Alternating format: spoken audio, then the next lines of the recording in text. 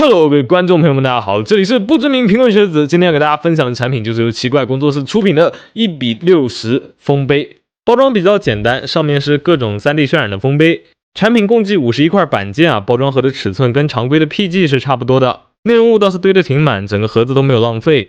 板件全部都带有镂空编号的设计，部分板件做了这种 RG 色差分色的效果。看板件就可以发现啊，这次丰碑应该是用到了不少嵌套型的镂空分色。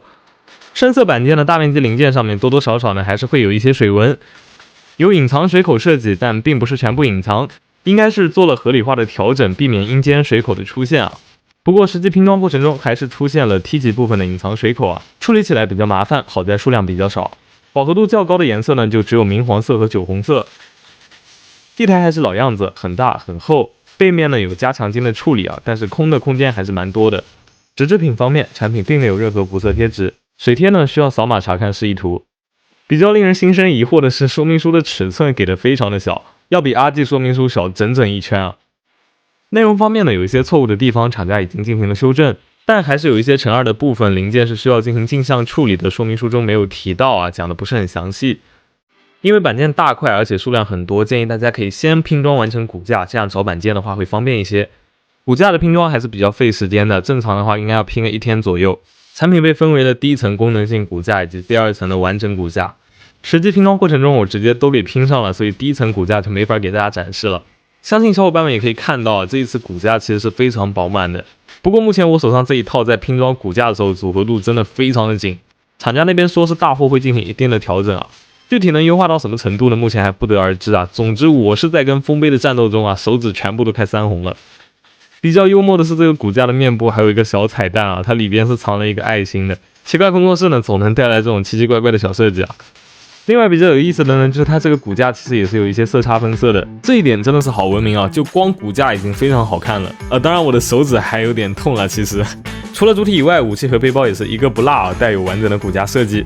然后讲主观的一些观点的话，我个人会觉得这一套骨架设计的还是蛮惊艳的。那我个人可能会认为它缺少一些更精细的浮雕表现，不过那样的话售价肯定就没有办法控制在4张以内了。那么不知道电视机前的小伙伴们对于这套丰碑的骨架是否还满意呢？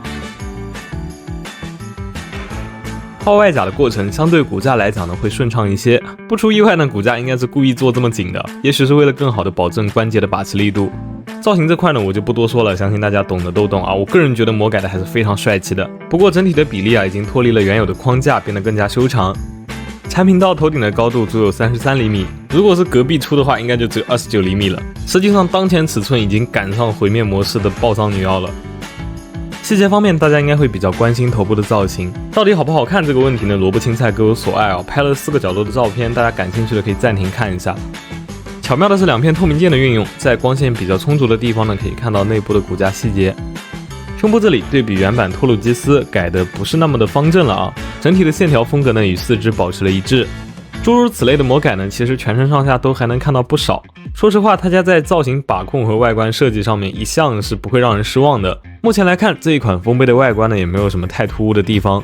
那我也比较好奇，不知道视频前的小伙伴们对于这个造型表现是否还满意呢？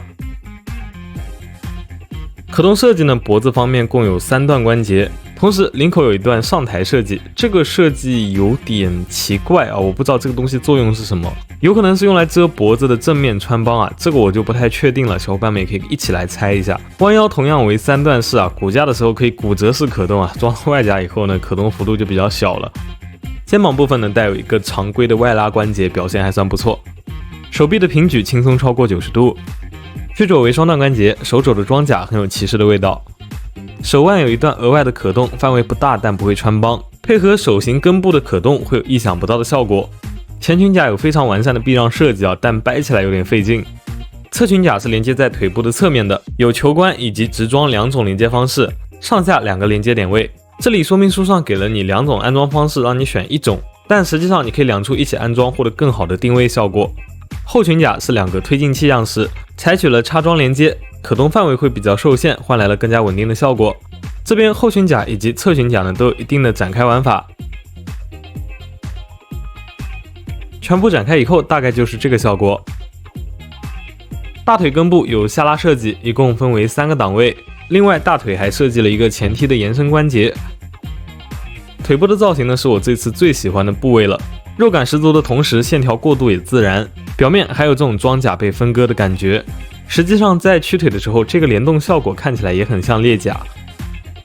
我们从正面再看一遍，屈膝到最大范围呢，膝盖这块零件有一定的防穿帮效果，但我感觉遮的好像不太全面啊。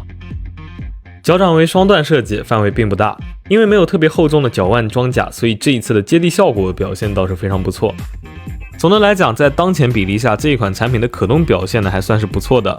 更优秀的是各关节的稳定性能。其实也不难看出，产品并没有特别出众且新颖的结构，大部分的工作呢都是在当前主流的设计上面加以完善，最终在当前比例下保证了如此的稳定度，我觉得还是交了一张比较让人满意的答卷的。武器方面，配备一柄长距离光束炮和一个圆盾，炮身呢有简单的展开延长设计，结构比较简单，但出来的效果还算不错。全展开的状态下，炮长37厘米，甚至超过了主体。同样，盾牌也有展开结构，这个导弹的设计呢出来的效果还算不错。盾牌上的 logo 呢跟原版有一些差异，不过元素好像是一样的。翻到背面，我们可以看到盾牌内部藏了2个光束军刀的剑柄，摘下握柄装上特效键就可以使用了。整体造型看起来像是一柄刺剑一样，搭配中世纪骑士呢还是蛮融洽的。如果你还想要其他武器，那么盾牌也可以充当平底锅来使用。背部的推进器呢有2段可活动的关节，即便装到背上呢也有不错的调整范围。同样，整个背包都带有非常多的展开结构，共计6个喷口，其中4个展开的时候都会有一些裂甲的联动，全展开以后有点像飞行背包。值得注意的是，喷口的连接比较容易松动啊，这里建议直接点胶水处理。枪盾的搭载需要连接肩甲部分的机械臂，这个机械臂有共计8个可动点位，自由度算是相当的高了。最后，我们把武器和背包进行全部搭载，此时产品仍然可以完成自主站立，但如果你想向前弯腰呢，就会因为背包的重量原因导致后仰。模型呢看得差不多了，总的来讲呢是一款风杯作为1:60的大比例模型，我个人把玩下来呢，结构上面好像并没有太大痛点。当前我手上这一台呢，最大的问题就是组合度了，不知道大货可以优化到什么程度啊？超级多的镂空嵌套分色和部分展开玩法呢，可以算得上是部分亮点了。当然，最大的亮点还是外观造型了。